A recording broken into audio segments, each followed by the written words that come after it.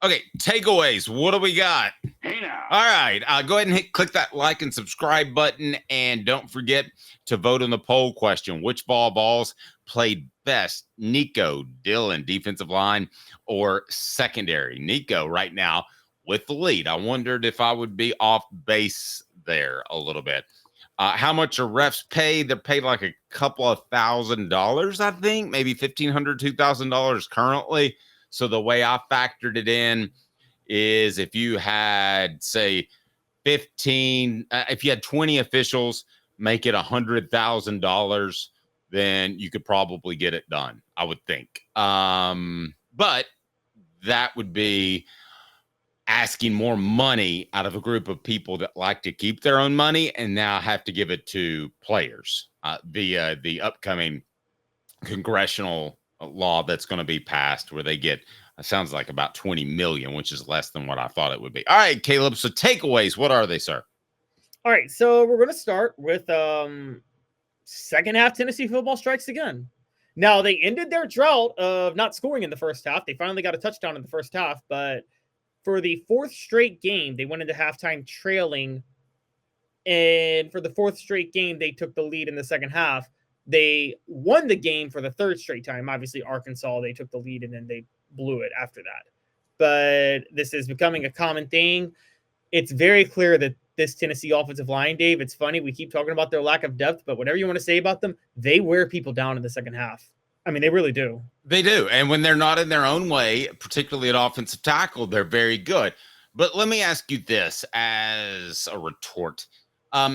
Is it troublesome that Tennessee, and they leaked this through the television crew. I don't know if you heard this, but they said they told the television crew that for 3 straight games, they had faced a unique look on defense, the opposition's defense. That kind of sounds like you're getting out coached to me. That's almost an indictment of yourself. Or do you look at it from the other perspective of they adjusted at halftime? I mean, I looked at it from the perspective that they adjusted at halftime, but I will say that Josh Heupel has had an issue in the past of not being good against defenses he hasn't seen. Now, what I'll say is this. I think in all 3 of these instances, the defenses threw looks that Josh Heupel had seen in other games in the past, which allowed him to adjust. Does that make sense? Whereas, yes, I don't want to just talk about the offense. I feel like the defense has been better in the second half too. Is that a wearing effect or is that coaching and doing something different? See, I think the defense has been just as good. I think the offense is just able to stay on the field longer in the second half, which gives the defense more of a break. Fair enough. I mean, they went into half. They only gave up 3 points to Arkansas in the first half, only 7 to Florida. I can't remember Alabama, but I think it was only like 7 or something like that again. So, I mean, I'm not about to sit up here and say the defense was ever a problem for Tennessee, even in the first half in any of these games. Not a problem. Not a problem, but it certainly seems like, but most defenses do. Maybe I'm nitpicking a little bit there. What's your next takeaway, Caleb? All right, next takeaway is, and this is where we'll have to call the linebackers out, but the rush defense had its worst game all year. I mean, Kentucky has a terrible offensive line. And quite honestly, Dave, they had way too many positive run plays in this game. They finished today with 168 yards on the ground. Jamarian Wilcox had 17 carries for 102 yards. Demi Sumo-Okongbe had 6 carries for 38 yards. Brock Vandergriff actually had a couple of decent runs against them when he was in the game. I'm sorry, this rush, like the defensive line got the pressure that they typically do, but in terms of, you talk about it all the time, gap containment, gap integrity, it was horrible in this game. It was terrible.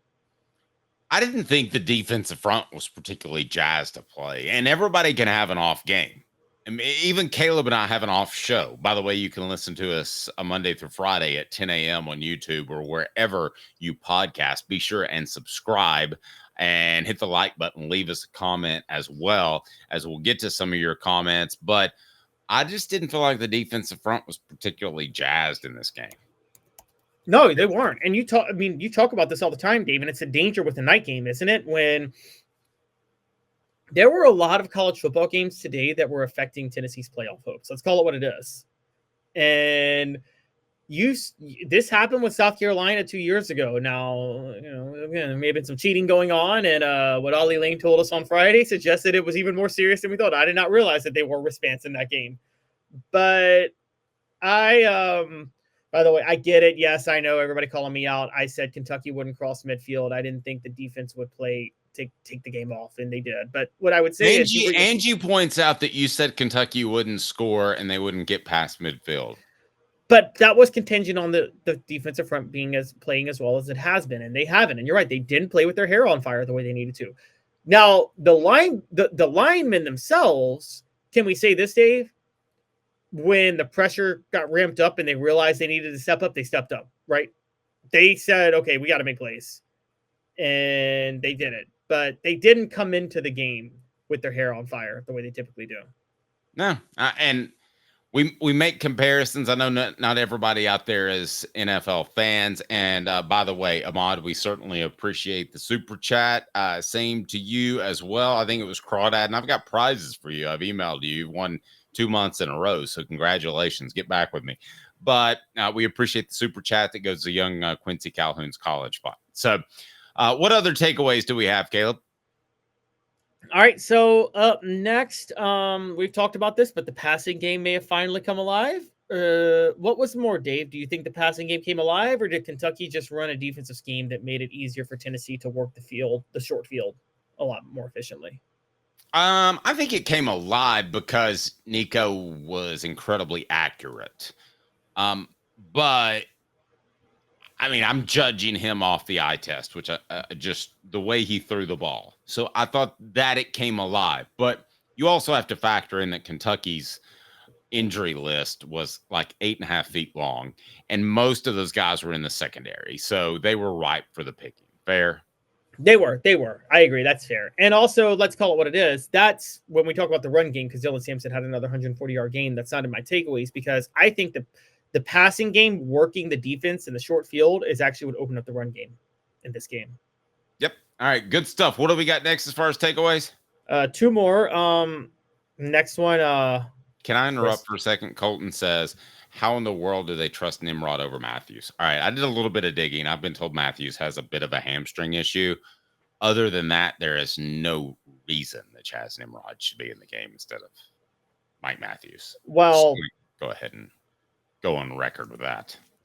You can go on record with that. I'm going to go ahead and go on record and saying there is no way Peyton Lewis should ever have been sitting on the bench and Deshaun Bishop be in the game over him.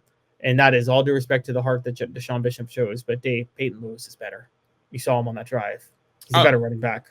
No argument. No argument there. I could understand it if he didn't play in September because he didn't know pass pro, for instance. I'm not reporting that. I don't know that, but that's the case a lot of times with freshman running backs.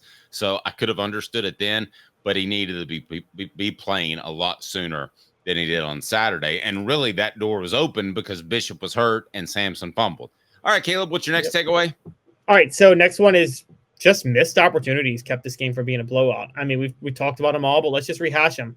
There was a Miles Kitselman drop that should have been a touchdown. There was a Chris Brazzell drop that should have been a touchdown. There was a Chaz Nimrod drop that should have been a touchdown. There was a Dylan Sampson fumble deep in Kentucky territory. And there were 3 missed field goals, all when Tennessee got into the red zone. I mean, we're talking about them leaving, 20 points on the board in this game. Yeah, all I needed was one more touchdown and one less score by Kentucky, and my 35-11 pick would have been correct because they did go for 2. Did you notice that? Yeah, that's true. They did. They did go for 2. You did nail that. I thought I was on to something. All right. What else? Jeremy says Lewis was just okay. I thought for his first time out there in a real game, he was pretty darn good. No, he was pretty darn good. He was very hard to bring down. He showed his physical side. Up next, my final one is big plays on defense. Set things up for Tennessee in this game. We talked about the Joshua Joseph strip sack set up 1 touchdown. The Will Brooks interception set up the other. By the way, that Brooks interception came with Tim Banks dialing up a blitz at just the perfect time. So, I think that it took, even though the offense moved the ball, the scoring came thanks to the big plays on defense. Yep, agreed.